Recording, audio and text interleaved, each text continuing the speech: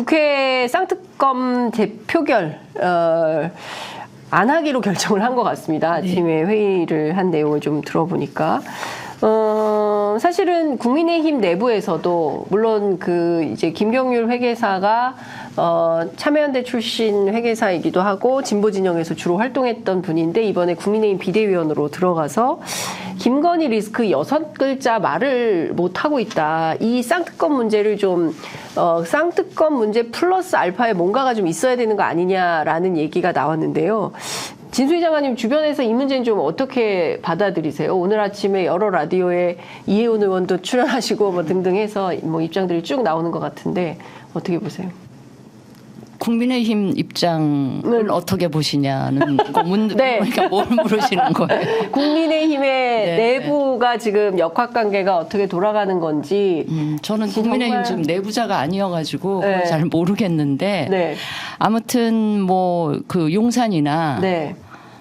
그 윤 대통령 부부나 용산이나 한동훈 비대위원장이나 지금 옛 지도부, 네. 그러니까 주요 소위 라인들은 절대로 받을 수 없다. 뭐 이런 입장을 견지하고 있는 것 같은데 네. 그러다 보니 지금 총선을 겨우 한 3개월 정도 앞둔 당의 입장에서는 네. 당에 지금 그 후보로 뛰고 있는 네. 분들이라든지 혹 지금 비대위에 들어와서 뭔가 이 국민의힘을 위해서 조금이라도 네. 역할을 하고 싶은 분들은 네. 이 부분은 좀 어느 정도 짚고 넘어가고 국민 네. 여론도 생각해야 되지 않느냐 이런 입장인 것 같아요. 네. 비대위원 중에서는 대표적으로 이제 네. 김경률 회계사의 경우 네. 이제 굉장히 하기 힘든 거의 성역을 건드리는 발언을 했어요. 그래서 제가 조금 지켜보는 게 며칠 내로 이제 용산의 반응이 나오면서 김경률 회계사가 혹시 비대위원회에서 내려와야 되는 상황이 벌어지려나. 그게 하나의 바로미터는 되겠죠. 와, 정말요? 김경률 회계사의 저런 발언이 별 문제 없이 지나간다 하면 네네. 아마도 네. 당에서 많은 의원들이 네. 하나씩 둘씩 이 문제를 언급을 하고 좀 전향적인 태도를 취해야 하는 거 아니냐라는 이야기들을 하기 시작하지 않을까.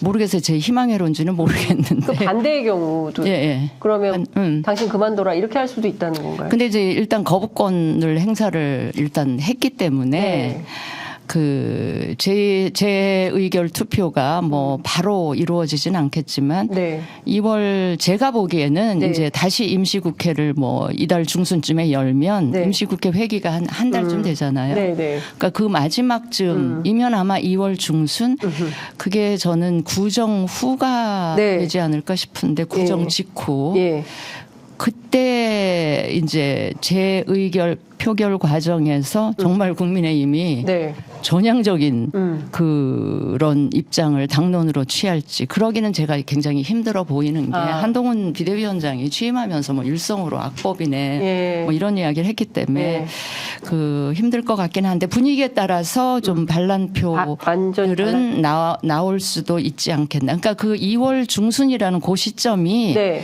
여러 가지 함의가 있는 것 같아요. 일단 그 재표결이 이루어질 확률이 제일 높아 보이는 시점이고 그래서 과연 공천 탈락하는 그 의원들. 공천을 그때까지로 미룬다는 거잖아요. 지금 그것 때문에. 그거 미루는 건 충분히 저는 미룰 수 있다고 봐요. 왜냐하면 후다닥 그 2월 중순 이후에 3월 초까지만 하면 되니까 뭐 공천이 그때까지 미뤄져서 공천에 차질이 생긴 것 같지는 않고요. 일단 미룰 것 같아요.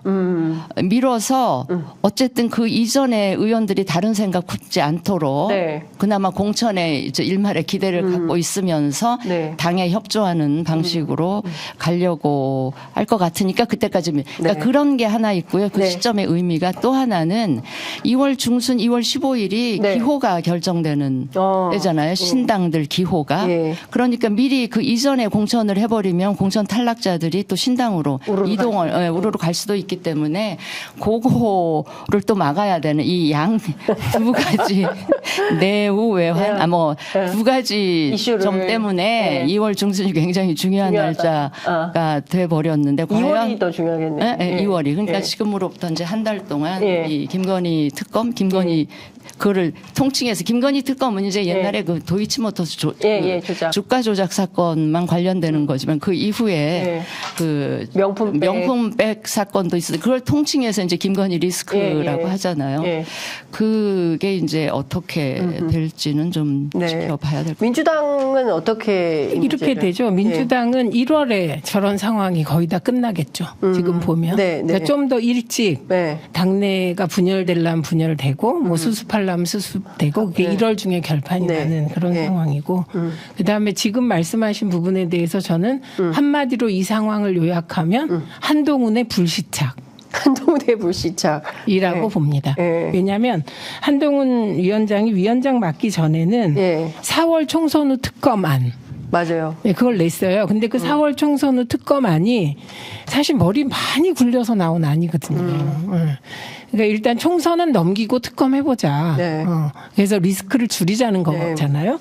그런데 위원장이 되고 나서 이 4월 총선 후 특검안에 대해서 윤 대통령이 불같이 화를 냈다는 보도가 나오고 위원장이 되고 나서 악법이다. 총선용 정치 공작이다. 이렇게 윤석열 대통령하고 똑같은 입장을 냈단 말이죠. 그러니까 저기서 볼 수 있는 건 타협안은 존재하지 않는다. 저기는.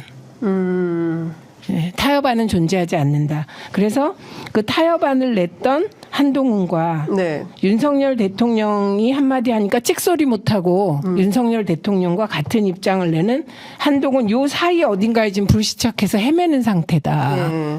그리고 여론조사도 그 한동훈 훈풍으로 국민의힘 여론이 그 지지율이 좀 올랐다고 했는데 다시 원상복귀됐습니다. 그렇게 되는데 딱 2주밖에 걸리지 않았거든요. 그래서 이 불시착인데 이 불시착이라는 상태는 잘못 내려앉은 거잖아요. 그렇죠. 그래서 요걸 놓고 이제 많은 얘기가 있죠. 끝까지 못 간다는 사람도 있고 제 경우는 끝까지 간다라고 주장해서 내기까지 했거든요. 한동훈 위원장 중간에 바뀔 수도 있을까요? 비대위원장을 또 바꿀. 저는 그렇지는 않을 것 같아요. 그러니까 근데 사실은 뭐 한 달짜리다 석 달짜리다 뭐 그 황교안 전 대표도 사실은 저희 프로그램 출연하셔서 석 달 하기 어려울 거다 이렇게 전망을 하긴 하셨거든요. 근데 지금 한동훈 위원장의 대타가 누가 있을까요? 국민의힘 내부에 김건희 여사가 직접. 에? 정말? 그거는 불가능할 것 같아요. 하더라도 물밑에서 하겠죠. 물밑에서 하겠죠. 직접 대놓고 할까? 그렇게는 굉장히 즐기고 계신 것 같아요. 그 불시착 상태를 엄청. 근데 저는 비슷한데요. 저는 총선 전에 비대위원장을 또 바꾸는 리스크는 감수하지 않지 않을까 합니다. 저는.